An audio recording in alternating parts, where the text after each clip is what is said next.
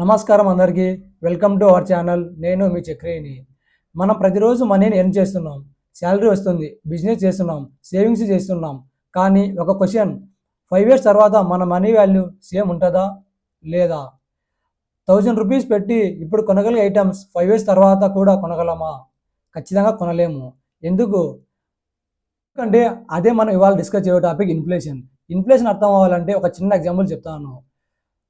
Imagine 2020లో per kg rice 34 rupees. మనం 50 kgs rice bag కొనాలంటే 1700 పెట్టి కొనాలి. అదే 2026లో per kg rice 45 rupees. 50 kg rice bag కొనాలంటే 2250 పెట్టి కొనాలి. అంటే మీ శాలరీ ఇంక్రీజ్ కాకపోయినా మీ మనీ వాల్యూ తగ్గిపోయింది. మనీ తగ్గలేదు, మనీ పర్చేసింగ్ పవర్ తగ్గింది. అదే ఇన్ఫ్లేషన్. సింపుల్గా చెప్పాలంటే ప్రైజెస్ పెరగడం ఇన్ఫ్లేషన్ కాదు, మన మనీ వాల్యూ తగ్గడం కూడా ఇన్ఫ్లేషన్. ఇండియాలో యావరేజ్ ఇన్ఫ్లేషన్ రేట్ 4 to 6%, మనం 5% అనుకుందాం. అంటే మీరు ఏం చేయకుండా మనీని ఇంట్లో పెట్టేస్తే ఎవ్రీ ఇయర్ ఆ మనీ వాల్యూ కొంచెం కొంచెం లాస్ అవుతూ ఉంటుంది. కాబట్టి ఇన్ఫ్లేషన్ బీట్ చేయాలంటే మన మనీ ఎక్కడ ఇన్వెస్ట్ చేయాలి, ఇప్పుడు దాని గురించి మాట్లాడుకుందాం. ఇప్పుడు మనం 4 ఇన్వెస్ట్మెంట్స్ ఆప్షన్స్ గురించి మాట్లాడుకుందాం. అందులో ఫస్ట్ది ఫిక్స్డ్ డిపాజిట్. ఫిక్స్డ్ డిపాజిట్ అంటే బ్యాంక్కి మన మనీ కొన్ని ఇయర్స్ డిపాజిట్ చేస్తాం. బ్యాంక్ మన మనీ యూజ్ చేసుకొని మనకి ఫిక్స్డ్ ఇంట్రెస్ట్ ఇస్తుంది. Average fixed returns approximately 7%. Risk very low, safe investment. For example మీరు 10,000 ఎఫ్డీలో 5 ఇయర్స్ ఇన్వెస్ట్ చేస్తే యావరేజ్ రిటర్న్ 7% వస్తుంది.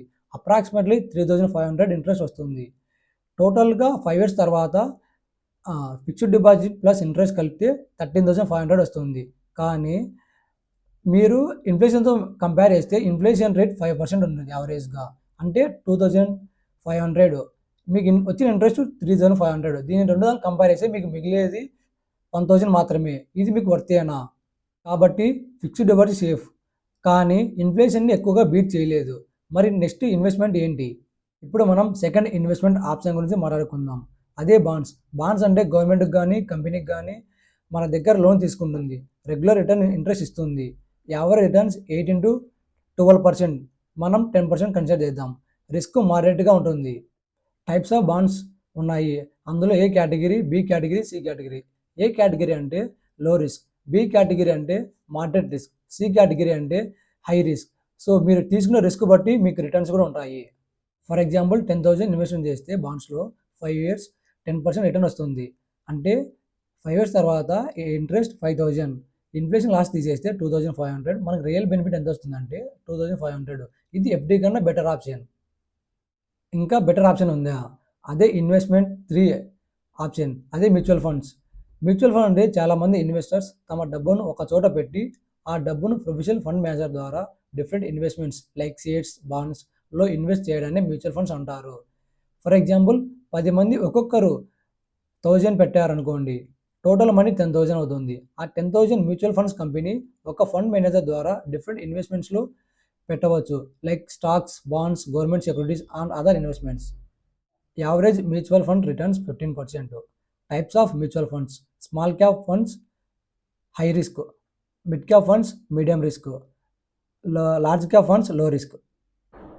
ఫర్ ఎగ్జాంపుల్ 10,000 మ్యూచువల్ ఫండ్స్లో ఇన్వెస్ట్మెంట్ చేస్తే 5 years tenure, 15% average return, interest amount 7,500. మనం ఇన్ఫ్లేషన్ అమౌంట్ని తీసేస్తే 2,500, మనకు రియల్గా మిగిలేది 5,000.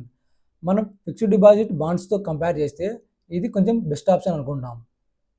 ఇంకా హైయెస్ట్ రిటర్న్ ఇచ్చే ఆప్షన్ ఉంది, అదే investment option 4, index fund. Index fund అంటే డైరెక్ట్గా ఇండివిజువల్ కంపెనీస్ సెలెక్ట్ చేయకుండా నిఫ్టీ 50, సెన్సెక్స్ లాంటి మార్కెట్ని ఫాలో అవుతాయి. Long term average return around 20 to 25%. Risk హైగా ఉంటుంది, రిటర్న్స్ కూడా హైగానే ఉంటాయి. కానీ లాంగ్ టర్మ్లో బెస్ట్ పవర్ఫుల్ ఆప్షన్ ఏంటంటే index funds. For example 10,000 investment index ఫండ్లో చేస్తే యావరేజ్ రిటర్న్ 20%. 5 ఇయర్స్ తర్వాత ఇంట్రెస్ట్ అమౌంటే ఓన్లీ 10,000 వస్తుంది. ఇన్ఫ్లేషన్ లాస్ట్ 2,500 తీసేస్తే మనకు రియల్ బెనిఫిట్ 7,500. ఇప్పుడు కంపేర్ చేద్దాం. ఫిక్స్డ్ డిపాజిట్లో రియల్ బెనిఫిట్ 1,000, బాండ్స్లో 2,500, మ్యూచువల్ ఫండ్స్లో 5,000, ఇండెక్స్ ఫండ్స్లో 7,500. కాబట్టి రిటర్న్ ఎక్కువ కావాలంటే రిస్క్ కూడా ఎక్కువ తీసుకోవాలి.